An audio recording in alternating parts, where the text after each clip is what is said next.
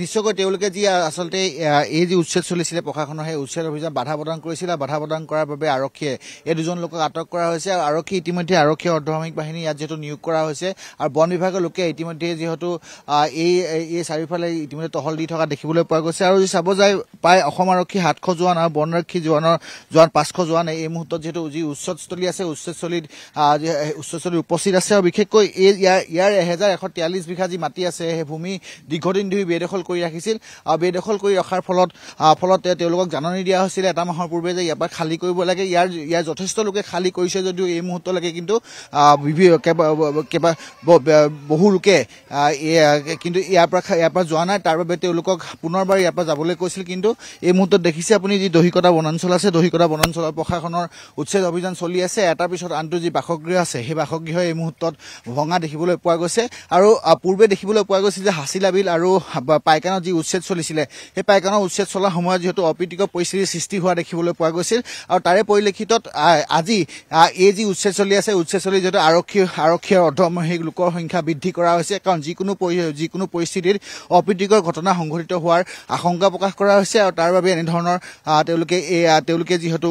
এই যি আৰক্ষী অৰ্ধসামৰিক বাহিনী লোক নিয়োগ কৰা হৈছে আৰু বিশেষকৈ এই যি বনাঞ্চল আছে এই বনাঞ্চল হৈছে সূৰ্য পাহাৰৰ কাষতে লাগি থকা বনাঞ্চল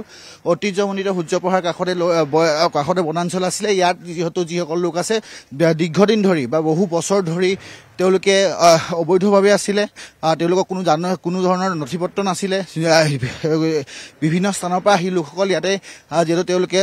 বসতি স্থাপন কৰিছিল আৰু বসতি স্থাপন কৰাৰ পিছতে চৰকাৰে এটা কথা স্পষ্টকৈ কৈছিল যে যিসকল অবৈধ লোক আছে বা যিসকলে দীৰ্ঘদিন ধৰি বেদখল কৰি আছে বনাঞ্চলৰ ভূমি বেদখল কৰি আছে তেওঁলোকক উচ্ছেদ চলোৱা হ'ব আৰু সেই অনুসৰি আজি যিহেতু উচ্ছেদ চলোৱা হৈছে আৰু গোৱালপাৰা যি চাব যায় ইতিমধ্যে 3টাকৈ সৰ্ববৃহৎ উচ্ছেদ চলিছিল তাৰে ভিতৰত আজি যিটো সৰ্ববৃহৎ উচ্ছেদ সেই উচ্ছেদটো 1043 বিঘা ভূমিত উচ্ছেদ চলোৱা হৈছে ইয়াত 30খনকৈ জেচিবি আৰু এক্সকেভেটৰ ব্যৱহাৰ কৰা হৈছে 1390টা পকী ঘৰ আছে আৰু 1390টা পৰিয়াল ইয়াত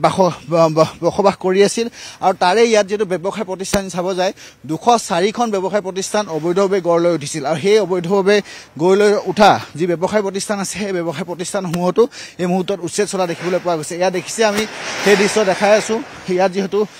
পানীৰ ইয়াত যিহেতু জলসিঞ্চন বিভাগৰ ইয়াত যিহেতু মটৰ আছে লগতে যি ওচৰতে থকা যিবোৰ বাসগৃহ আছে বাসগৃহসমূহ এই মুহূৰ্তত উচ্ছেদ চলাই থকা হৈছে আৰু ইয়াৰ পূৰ্বে যদি চাব যায় পাইকানৰ যি উচ্ছেদ চলিছিল পাইকানত 138 বিঘা মাটিত উচ্ছেদ চলিছিল য'ত 1080টা পৰিয়াল যিহেতু তাত খুপনি পুতি আছিল আৰু তেওঁলোকক তাৰপৰা বেদখলমুক্ত কৰা হৈছিল আৰু হাছিনা বিলতো একেদৰে সৰ্ববৃহৎ উচ্ছেদ চলা দেখিবলৈ পোৱা গৈছিল আৰু পাইকানৰ উচ্ছেদৰ পিছতে গোৱালপাৰা প্ৰশাসন অতি তৎপৰ হৈছিল কাৰণ পাইকানৰ উচ্ছেদত দেখিব পাইছিল যে অপ্ৰীতিকৰ পৰিস্থিতিৰ সৃষ্টি হৈছিলে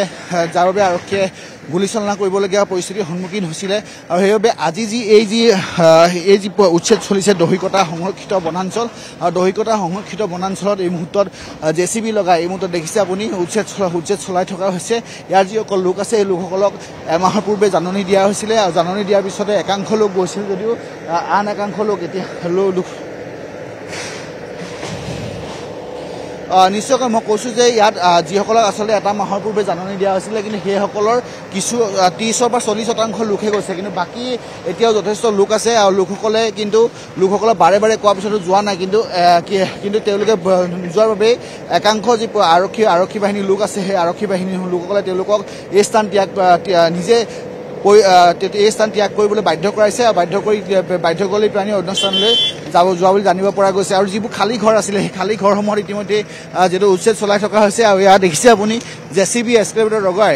এটাৰ পিছত আনটো যি বাসগৃহ আছে বাসগৃহ উচ্ছেদ চলোৱা হৈছে আৰু 2টা দিন ধৰি যিহেতু এই উচ্ছেদ অভিযান চলিব 2টা দিনৰ আজি প্ৰথমটো দিনত তেওঁলোকে লক্ষ্য কৰি লৈছে যে 500ৰো অধিক যি বাসগৃহ আছে 500ৰো অধিক বাসগৃহ ভঙা হ'ব আৰু ঠিক একেদৰে কালি দিনটোত যি 600ৰ পৰা 650 বাসগৃহ বাকী থাকিব সেই 600ৰ পৰা 650 বাসগৃহ উচ্ছেদ চলোৱা হ'ব আৰু ইয়াত দেখিছে 30খনকৈ যি জেচিবি এক্সকেভেটৰ যি আছে সেই জেচিবি এক্সকেভেটৰ লগাই এই মুহূৰ্তত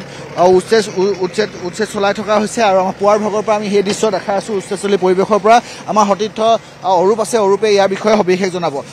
এটাৰ পিছত আনটো বাসগৃহ উচ্ছেদ কৰা আছে কিমান দিনৰ পৰা এই লোকসকল অবৈধভাৱে ইয়াত আছিলে নিশ্চয়কৈ ধৰক বছৰ বছৰ ধৰি এই লোকসকল ইয়াতে বসবাস কৰি আছিলে আৰু এইখিনিতে মই দৰ্শকসকলৰ জ্ঞাতাতে এটা কথা ক'ব বিচাৰিম যে দহিকটা সংৰক্ষিত বনাঞ্চল এই দহিকটা সংৰক্ষিত বনাঞ্চল আচলতে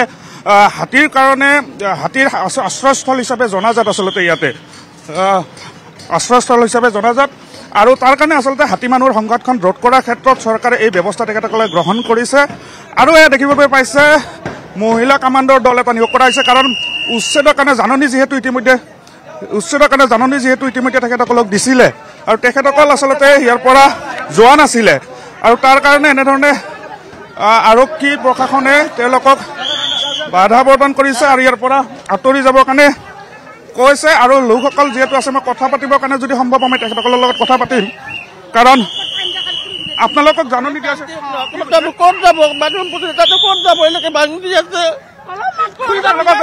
আগতেতো জাননীটো আগতে দিয়া হৈছিলে আমি জানা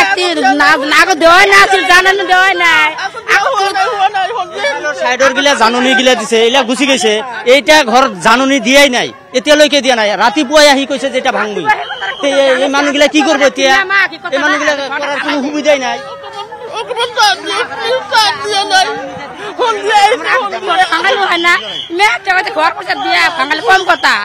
আমি তো গরিব মানুষ কালিও কমসে কম জাননীটা দিবা লাগছিল কালিও দিয়া নাই আজি ৰাতিপুৱাই কৈছে এটা ভাঙবো এতিয়ালৈকে কি কোনটা বস্তু ওচৰে পাজৰে জাননী আহিছিলে এইফালৰ গিলা আহিছিল এইফালৰ গিলা অহা নাই অবৰ্ণনীয় পৰিৱেশৰ সৃষ্টি হৈছে 4টা বজাত পৰিয়ে কৈছে মোক পৰা নাই তোমাক পৰা নাই কালি 4টা বজাত মোক ওলাব কৈছে মই কেনেকৈ ওলাম ৰাতি অবৰ্ণনীয় পৰিৱেশৰ সৃষ্টি হৈছে গীতাশ্ৰী দেখিবলৈ পাইছে কি ধৰণে আচলতে এওঁলোকে জাননী লাভ কৰা নাই বুলি তেখেতসকলে অভিযোগ উত্থাপন কৰিছে আৰু আজি একাংশক আজি জাননী প্ৰদান কৰিব লাগিছে কিন্তু আমি যি খবৰ লাভ কৰিছো গীতাশ্ৰী এমাহ পূৰ্বে তেখেতসকলক জাননী প্ৰদান কৰিছিলে জাননী দিছিলে কিন্তু তেখেতসকলে অভিযোগ উত্থাপন কৰিছে এয়া দেখিবলৈ পাইছে এক অবৰ্ণনীয় পৰিৱেশৰ সৃষ্টি হৈছে উচ্চস্থলীত এইসকলে ঘৰ এৰি যাব খোজা নাই আৰু সমান্তৰালভাৱে কিন্তু আৰক্ষী প্ৰশাসন হস্তম হৈ উঠিছে কাৰণ পাইকাৰত আমি দেখিবলৈ পাইছিলো গীতাশ্ৰী এক অবৰ্ণনীয় পৰিৱেশৰ সৃষ্টি হৈছিলে অপ্ৰীতিকৰ ঘটনাৰ সৃষ্টি হৈছিলে তেনেকুৱা ধৰণৰ ঘটনা যাতে এই দহিকটা সংৰক্ষিত বনাঞ্চলত সংঘটিত হ'ব নোৱাৰে তাৰ কাৰণে এনেকুৱা ধৰণৰ হস্তম হৈ উঠিছে আৰক্ষী প্ৰশাসন কোনো যেন আইনৰ যি সুৰুঙা এই সুৰুঙা ৰাখিব বিচৰা নাই আপুনি বিচৰা বাতৰি পাব কেৱল নিউজ 18 এপত নিউজ 18 এপ ডাউনলোড কৰিবলৈ স্ক্যান কৰক এই QR কোড গুগল প্লে ষ্টৰতো পাব এই নিউজ 18 এপ